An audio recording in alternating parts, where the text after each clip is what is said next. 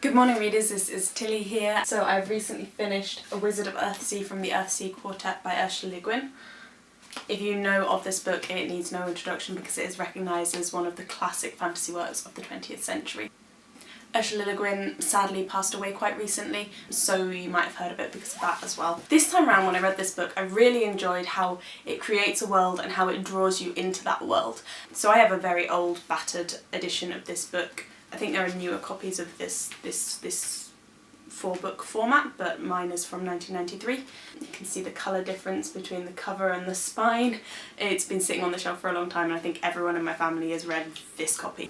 So like I said, I was very drawn into this book and I wanted to look at how Ursula Le Guin's descriptive writing did that. I'm going to pick out a couple of examples of passages and lines where I thought, wow, that's a really great area of description, because I think it's good to appreciate things like that and to unpick how they work, because it helps you to understand how a book is put together. And this kind of descriptive writing, it doesn't always happen in fantasy. I mean, there's always world building, but this kind of really rich description I think is sometimes lacking from modern fantasy books. So that was one of the reasons why I wanted to really go into it a little bit. All of the sentences that I'm going to look at are descriptive sentences and they're not action sentences. These sentences are ways in which the author can build atmosphere and build this impression of different environments in a story that passes through a whole range of environments.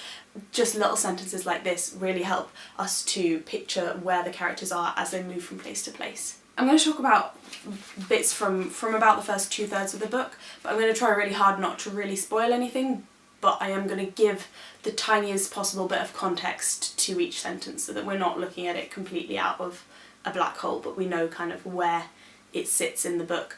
So the plot of the book centres on a character called Jed. I think this guy here is Jed. You can see he's got a dragon in the background there.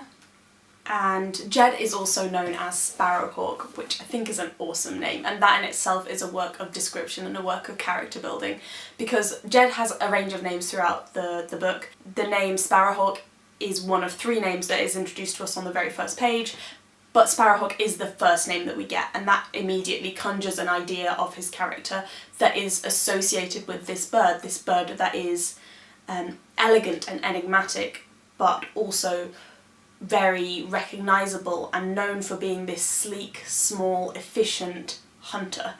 And he gains that name through his own actions, so we see it as something that's quite related to him as a character. So I wasn't sure whether I wanted to read A Wizard of Earthsea now or not, so I just picked it up and read the first few paragraphs, and I'm going to read the first sentence for you now, because at that point I felt like I was plunged into the story.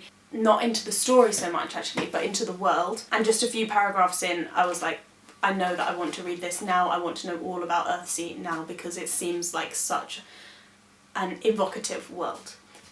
So it begins, "The island of Gont, a single mountain that lifts its peak a mile above the storm-racked northeast sea, is a land famous for wizards." And so the tale begins, and you really immediately can see the island of Gont. And it's almost personified in a way because it lifts its head, and we know that it is a single island, it is an isolated island as in that it is storm-racked, so we get that impression of how important the island and the sea and the distances between islands and the sea itself, how important these things are going to be over the course of the novel. And that's one part of the subject matter that is introduced, but the other part is the word wizards, which is kept back to the end of the sentence, so we're almost left waiting to see what's important about Gont, and then we find out it's wizards. And if you've picked up a book called A Wizard of Earthsea and you're not excited and you don't get a little thrill from the news that you're on an island that's full of wizards in the start of this story, you need to go back to the bookshelf, because this isn't the book for you.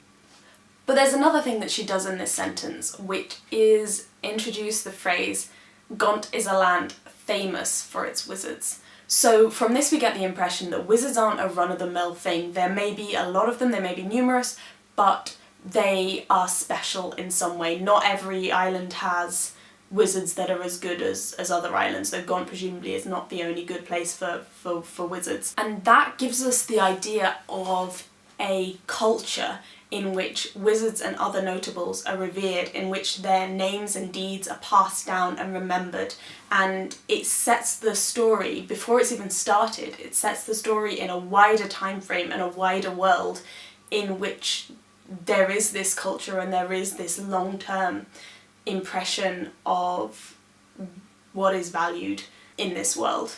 So I think that's a really great way to start a story, because you get this impression that A Wizard of Earthsea is just part of a pattern of stories that have been told and that will be told, and you think you want to know this story, but you also want to know those other stories as well. So skipping ahead now from that first sentence, past many passages where descriptive language is beautifully melded with plot to give us an impression of like where Jed grows up and all of that, I'm skipping to a point when he has just started at a school for wizards. Yeah, visiting school! And this sentence is spoken by a fellow student, and he says to Jed about some flowers. They grow where the wind dropped the ashes of burning Ilien, when Erreth-Akbe defended the inward isles from the Firelord. So I really like that sentence. The moment I read it, I just looked up to the person next to me and was like, listen to this sentence, isn't it cool? And it's almost a deceptive sentence, because you could say, that's not description, that's history, that's legend, that's an action that happened in the past, that's describing an event. But for us as readers, it functions as description, because these flowers and this historical story has no relevance to the present plot, and it doesn't move us along in terms of Jed's journey in a straightforward way, but it does move us in an emotional way, because this sentence is spoken by one of his fellow students, and it's spoken by a student that he's not entirely comfortable with. We see him as an outsider to the magical world that he is entering, even though he is somebody who has been practicing magical skills from quite a young age. We see him in a new environment where he doesn't know necessarily all of these legends, he doesn't know who these people are who are telling him about them, and he's got to find his place, and he's got to work out how he interacts with these people. It's part of showing us Jed's changing position, and it's also, as a reader, it's part of opening that question out for us of what's going to be in Jed's future. Is Jed going to be like Erreth-Akbe? Is he going to have to fight a Firelord? Is there going to be fire in his future? So we get this kind of developing impression of what could be there for Jed in the future. And the other thing it does is it is just a simple description that is very effective. If we say that the flowers are seeded by burning ashes, I'd imagine that you're not picturing like some kind of big blue and white flower. You're probably seeing something quite fiery. For me at least, burning ashes, they fragment, they're very tiny, they're very small, and they spread over a large area. So I'm seeing like a bank of very small, very bright, fiery flowers. And that just builds our impression of the beautiful environment that Jed has stepped into from that storm-racked island of Gont into this world of beautiful flowers and beautiful legends. And the way in which those legends are just casually dropped into the story, it really reminded me of the only other fantasy story that I've seen do that as effectively, which is Lord of the Rings, of course, with things like the Lair of Luthien. And in both of these books, just dropping those things in helps the reader to feel like this is part of a wider world. Again, the same as in the first sentence when she said famous for its wizards, it gives us the idea that there's more to this world than just this one story that we're reading, and that if we're lucky we'll get to hear other parts of the world and other parts of the legends as well. So for the next sentence, I'm skipping ahead quite a long way to page 106 in my edition, and this is a point at which Jed has just had quite an intense conflict, and he is recovering in a place that he's never been to before. He just awakes and finds himself there, and he knows that he's weak and he needs to recover. And this sentence just describes the place where he finds himself, and it jumped out at me straight away because it's a very simple sentence, but it also is very evocative. So it reads, "His room was high up indeed, in the tower that rose like a sharp tooth from its hilltop." The first thing that you get from this sentence is an impression of dizzying height. It's high, it's a tower, and it's on a hilltop, and by saying its hilltop, Le Guin gives the tower some kind of ownership over that hilltop. There's no one else around that could own that hilltop. And that gives us a sense of isolation as well as height. And by using the word his at the start of the sentence, Le Guin links that back to Jed, and we see him as isolated as well as the tower that he is in. So he's physically on his own, but he's also emotionally on his own as well in this tower. And all of that is emphasised by this word indeed, which is an intensifier, but it's not just like very or really, it's quite archaic and it's not in day-to-day speech, so it adds to almost like the epicness of the sentence, because it's just not something that you would say. So if you just imagine if you had taken that indeed out and just said his room was very high up in the tower, you wouldn't have felt the same way about it, you wouldn't have felt the same intensity. So then that's followed by the simile, like a sharp tooth, which I think is a very evocative simile. I think it's quite powerful and it's emotionally powerful.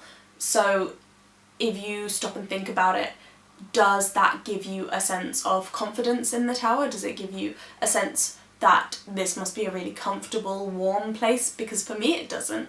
So with this sentence, Le Guin, without giving anything away, starts to build this sensation of unease where Jed is, and we get this feeling that Jed perhaps isn't entirely safe, or perhaps shouldn't be entirely comfortable there, but we're not entirely sure why. We don't have any evidence, we just have that lingering impression of doubt.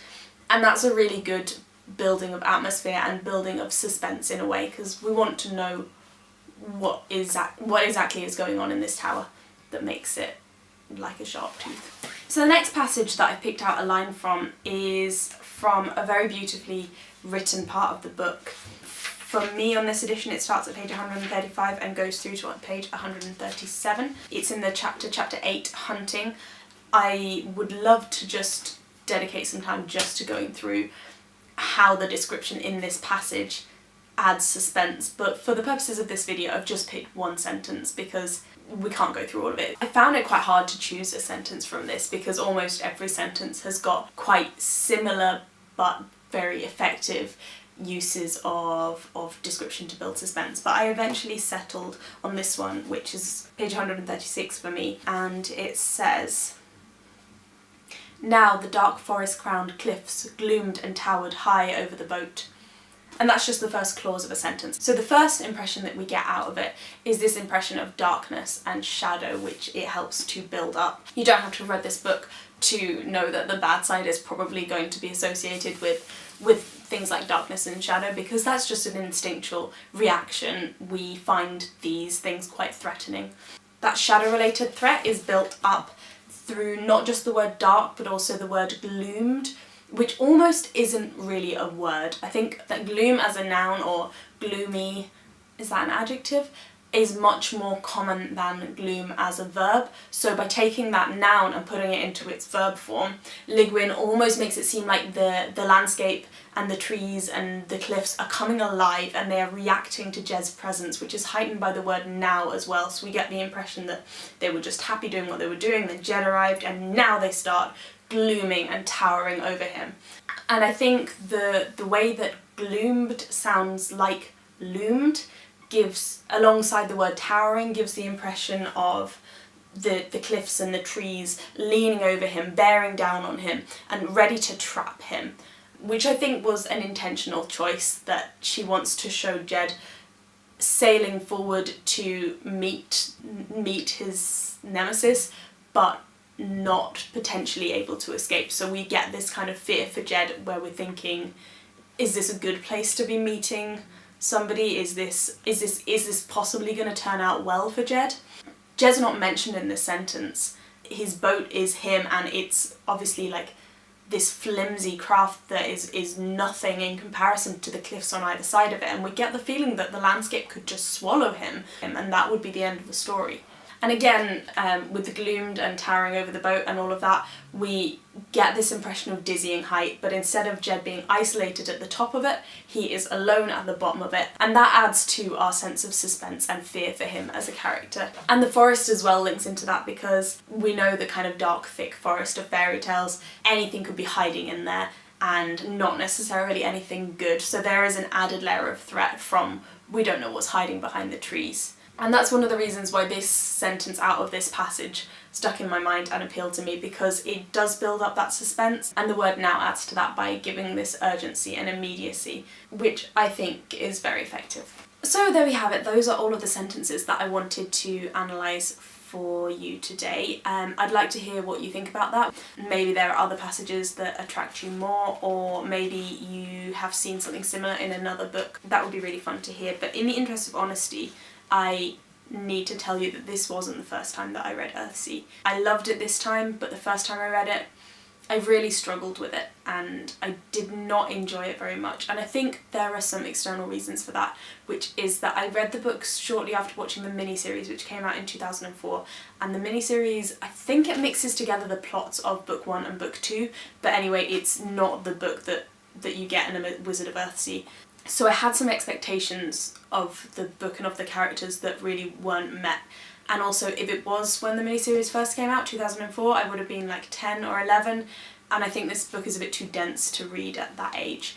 But one potential reason that I didn't enjoy it so much is the very reason that I've been talking about why I've enjoyed it so much, which is the description, because in a sense it adds to the plot, but in another sense it gets in the way of the plot. This is not a fast-paced book, but it is a book that has a beautifully built world, so it depends what you're looking for in a book. And I think this time around when I read this, I was looking for something very different. I was looking for a world that felt real, that felt concrete, that felt like it's a place that you could go to, as opposed to the first time I read it I was looking for action and interaction between characters, which doesn't happen because it's quite a one-man show is this book. It focuses on Jed's mistake, his biggest mistake, and how that overhangs over the rest of his life and his journey as a wizard. It potentially does have some issues with pace, this book, but I still love it. I'm going to come back to Earthsea when I've read The Tombs of Atuan, so